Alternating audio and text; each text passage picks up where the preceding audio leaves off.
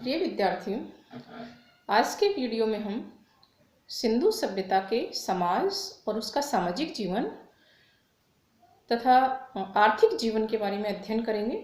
इससे जो पिछले वाले वीडियो थे सिंधु सभ्यता के, उनमें हमने सिंधु सभ्यता की उत्पत्ति और उसके विस्तार के बारे में पढ़ा था, और जो इससे पहले वाला वीडियो था उसमें हमने सिंधु सभ्यता के नगर नियोजन और भवन निर्माण को देखा था। आज हम सिंधु वासियों के समाज और उनके सामाजिक जीवन तथा उनके आर्थिक जीवन के बारे में अध्ययन करेंगे। सिंधु निवासियों के यदि सामाजिक जीवन की बात करें तो उनका जो सामाजिक जीवन था बड़ा ही व्यवस्थित था, शांतिपूर्ण था, सुखी और सुविधापूर्ण था। उनकी सामाजिक व्यवस्था का मुख्य आधार परिवार था। हड़प्पा और मोहनजोदड़ो की खुदाई में बहुत सारी नारी की मूर्तियां मिली हैं जो मातृ देवी की मूर्तियां हैं।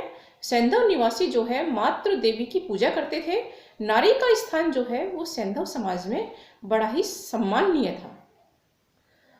मोहनजोदड़ो से प्राप्त अवशेषों के आधार पर समाज के विभिन्न जो वर्ग हैं उनके अस्तित्व का पता चलता है। खुदाई में हमें 4 प्रकार के सामाजिक वर्गों के बारे में जानकारी मिलती है। पहला वर्ग विद्वानों का था, दूसरा वर्ग जो है वो योद्धाओं का था, रक्षा करने वाले जो थे, तीसरा वर्ग जो है वो व्यापारियों का था, तथा चौथा वर्ग वो है शिल्पकार और श्रमिकों का था।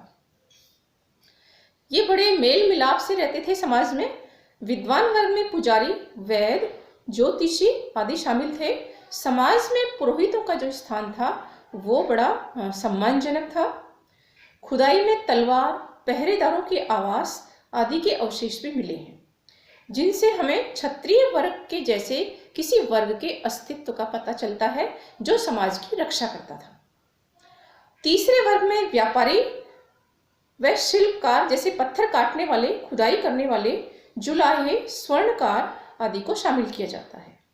चौथा वर्ग जो है वो श्रमिकों का था, जिसमें चर्मकार, कृषक, मछुआरे आदि को शामिल किया गया। पृथक श्रमिक आवासों को देखकर कुछ विद्वान सैंधव समाज में दास प्रथा के अस्तित्व का निष्कर्ष निकालते हैं कि सिंधु सभ्यता में दास प्रथा विद्यमान थी, क्योंकि हमें जो है हड़प्पा की खुदाई में श्रमिक आवास मिले हैं। 6-6 की पंक्तियों में 2 पंक्तियां मिली हैं, जिनके आधार पर विद्वान सिंधु सभ्यता में दास प्रथा के अस्तित्व को मानते हैं। लेकिन कई विद्वान यहाँ पर दास प्रथा को नहीं मानते, जिनमें एसआर राव मुख्य हैं। ये मानते हैं कि सिंधु समाज में जो है खुदाई में जो अवशेष मिले हैं सिंधु सभ्यता की पुरा स्थलों की, वहाँ पर धनी वर्ग और निर्धन वर्ग दोनों के जो आवास हैं, बड़े आवास और छोटे आवास, वो एक साथ मिले हैं। यानी लोगों में मेल मिलाप था, भाईचारा था और बड़े जो है मिलजुल कर लोग रहते थे। इसलिए सैंधव समाज में दास प्रथा का जो है अस्तित्व नहीं था। यदि हम बात करें सैंधव समाज के लोगों के खान पान के बारे में, तो सैंधव निवासी शाकाहारी और मांसाहारी दोनों प्रकार के भोजन करते थे। गेहूं, जौ, तिल, मटर आदि का जो है उनके खाद्यान्न में शामिल थे। साग, सब्जियां, दूध और फल शाकाहारी भोजन के मुख्य अंग थे। पहनावे में सिंधुवासी जो है सूती और ऊनी दोनों प्रकार के वस्त्र धारण करते थे। स्त्रियां जूड़ा बांधती थी तथा पुरुष लंबे बाल रखते थे। स्त्रियां और पुरुष दोनों जो है आभूषण प्रिय थे, दोनों आभूषण पहनते थे, क्योंकि खुदाई में हमें अनेक प्रकार की श्रृंगार प्रसाधन सामग्री मिली है। जैसे उनके हार मिले हैं मनकों वाले, शीशा मिले हैं, कंघी मिली है, जो है कांसे के पिन मिले हैं। तो इनके आधार पर हम अनुमान लगा सकते हैं कि सिंधु निवासियों को सजने संवरने का बड़ा शौक था। सैंधव निवासी अपने मनोरंजन का भी विशेष ध्यान रखते थे। उनके मनोरंजन में संगीत, नृत्य, पशु युद्ध और शिकार जो है उसको शामिल किया जाता था। खुदाई में सेल खड़ी, मिट्टी और पत्थर की गोटियां मिली हैं। मोहनजोदड़ो से एक कांसे की नर्तकी की मूर्ति मिली है, जिससे अनुमान लगाते हैं कि नृत्य भी उनके मनोरंजन का एक साधन था। हड़प्पा से एक मुद्रा पर समारोह का दृश्य मिला है। इसी तरह एक मोहर पर जो है तीर से हिरण को मारते हुए दिखाया गया है। बड़ी संख्या में हमें खुदाई में खिलौना गाड़ियां मिली हैं, जिससे बच्चों के खेलने के काम आती थी। हम बात करेंगे सिंधु सभ्यता के जो है आर्थिक जीवन के बारे में। सिंधु वासियों का आर्थिक जीवन जो है वो 4 भागों में विभाजित था: कृषि, पशुपालन, व्यापार वाणिज्य और विभिन्न प्रकार के उद्योग धंधे। यदि कृषि की बात करें तो सैंधव निवासियों के आर्थिक जीवन का जो मुख्य आधार था वो कृषि था। सिंधु और उसकी सहायक नदियां हर वर्ष उर्वरा मिट्टी, उपजाऊ मिट्टी भाकर लाती थी, जिनमें अच्छी पैदावार होती थी। गेहूं, जौ, मटर, तिल आदि की खेती करते थे सिंधुवासी धान की खेती से शुरुआत में परिचित नहीं थे, लेकिन रंगपुर और लोथल से जो है गुजरात में हमें धान की भूसी मिली है, जिसके आधार पर अनुमान लगाया गया है कि सिंधुवासियों को धान की खेती भी आती थी। कालीगंगा से हमें जुते हुए खेत के साक्ष्य मिले हैं, साथ ही एक साथ एक ही खेत में 2 फसलें उगाने के साक्ष्य भी मिले हैं। सैंधव लोग कपास की खेती करना भी जानते थे। सर्वप्रथम सैंधव सभ्यता के लोगों ने ही कपास की खेती शुरू की थी। ऐतिहासिक काल में मेसोपोटामिया में कपास के लिए सिंधु शब्द का प्रयोग किया गया था तथा यूनानियों ने इसे सिंडन कहा, जो सिंधु का ही यूनानी रूपांतर है। यानी जो है कपास का जो शब्द सिंधु और सिंडन जो है वो सिंधु सभ्यता से ही निकला हुआ माना जाता है, क्योंकि यहीं पर शुरुआत में कपास की खेती हुई थी। खेती में हल का प्रयोग किया जाता था, जो शायद लकड़ी का बना होता था, क्योंकि उस समय लोहे का आविष्कार नहीं हुआ था। सिंधुवासियों को लोहे का ज्ञान नहीं था। कृषि हेतु सिंचाई के लिए नदियों के जल का प्रयोग किया जाता था। व्यापक पैमाने पर कृषि होती थी, खूब अनाज पैदा होता था, क्योंकि हड़प्पा सभ्यता में जो है बड़े बड़े अन्नागार मिले हैं जो अन्न संग्रहण के काम आते थे।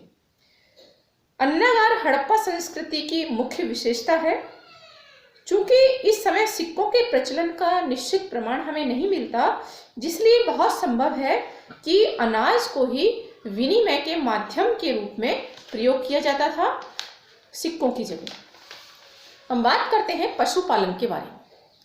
कृषि के साथ साथ पशुपालन भी सैंधव निवासियों का मुख्य धंधा था। सैंधव मृदभांड मोहरों की पर की गई चित्रकारियों से सैंधव लोगों के पालतू पशु पक्षियों की जानकारी मिलती है। इनमें कुबड़दार बैल जो है, जो मोहनजोदड़ो से मिला है, वहाँ की मोहरों पर मोहनजोदड़ो से जो मोहर मिली है उस पर कुबड़दार बैल का अंकन मिला है। साथ ही बहुत सी हड़प्पा की जो खुदाई हुई है वहाँ से भी हमें इस कुबड़दार बैल के अवशेष मिले हैं। अन्य पालतू पशुओं में गाय, भैंस, कुत्ता, भेड़, बकरी, खरगोश आदि के अवशेष मिले हैं। हाथी से सिंधुवासियों का परिचय था, क्योंकि हाथी का प्रयोग कलात्मक वस्तुओं के अंकन में किया गया है। हाथी दांत का प्रयोग जो है उसका प्रयोग किया गया है कलात्मक वस्तुओं में। शुरू में ये माना जाता था कि सैंधव लोग घोड़े से परिचित नहीं थे, लेकिन सुरकोटड़ा गुजरात से जो है घोड़े की अस्थियां मिली हैं, जिससे ये निश्चित हो गया है कि सिंधुवासियों को घोड़े का ज्ञान भी था। और अब हम बात करेंगे व्यापार वाणिज्य के बारे में। सैंधव सभ्यता व्यापार प्रधान सभ्यता थी। व्यापार होता था। सिंधु सभ्यता में आंतरिक और बाह्य दोनों प्रकार का व्यापार होता था। व्यापार के बिना सिंधु सभ्यता के नगरों का जो विकास है वो संभव नहीं था। हड़प्पा और मोहनजोदड़ो व्यापार के प्रसिद्ध केंद्र थे। आंतरिक व्यापार बैलगाड़ियों से तथा बाह्य व्यापार जो था विदेशों से, वो जहाजों से होता था। मोहनजोदड़ो से प्राप्त एक मोहर पर सुमेरियन नाव का चित्र मिला है। सैंधव निवासियों का भारतीय प्रदेशों के अतिरिक्त विश्व के अन्य देशों से भी व्यापारिक संपर्क था। यदि हम उद्योग धंधों की बात करें तो सैंधव सभ्यता में उद्योग जो है वो भी काफी जो है मुख्य उद्योग धंधे जो है अर्थव्यवस्था का मुख्य आधार थे।